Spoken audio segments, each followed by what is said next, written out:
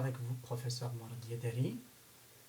Nous allons aborder aujourd'hui une fonction importante sur Excel, à savoir la fonction PMT ou bien son équivalente en français. C'est le PMT, elle est là, le VPM. Donc, je vais utiliser la fonction français à la place de PMT, vous mettez VPM. Ça permet le paiement périodique d'un investissement donné. Comme vous le savez déjà, est-ce que vous soyez par exemple un gouvernement ou bien un particulier ou bien une petite entreprise, et tout le monde s'emprunte de l'argent, à moins si vous êtes très riche. Donc la question qu'on va se poser, combien payez-vous chaque mois sur votre prêt en fonction de certains critères? Quand on parle de critères, soit on va parler de taux d'intérêt, ou bien la période sur laquelle vous allez emprunter de l'argent. D'accord.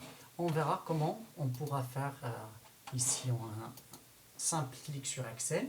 Je suppose qu'on va acheter une maison. La maison, ça coûte 1 million 100 000 dirhams sur une période de 25 ans, d'accord, avec un taux d'intérêt de 5%.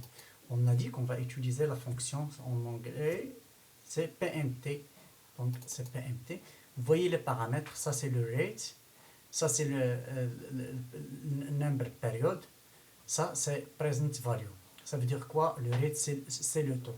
Sauf que le taux ici on donne un taux avec l'année. On dit par exemple on va emprunter de l'argent 5% pendant l'année, mais le rate ici on va verser de l'argent mensuellement. C'est la raison pour laquelle je prends le taux ici et je dois le diviser par 12. Je fais une virgule sur la période sur 25 ans. 25 ans, je dois la transférer en mois. Donc je fais par exemple ici la période et je multiplie par 12. Present value, c'est la valeur, c'est le montant du prêt, d'accord? Pour les autres que vous voyez, ils sont entre crochets, cela veut dire qu'ils sont facultatifs, donc on peut les modifier si vous voulez, mais on va travailler avec les valeurs par défaut sur Excel. Donc avec ce montant, sur cette période, avec ce taux, je peux savoir et de combien, si vous voulez, les mensualités à verser. Donc je dois verser pour avoir cette maison pendant 25 ans avec un taux de 5%, je dois verser à peu près 6200 dirhams. Si je change la période, je prends par exemple une période de 15 ans, une autre simulation, je dois verser 8400. Bon, vous pouvez jouer avec ces paramètres.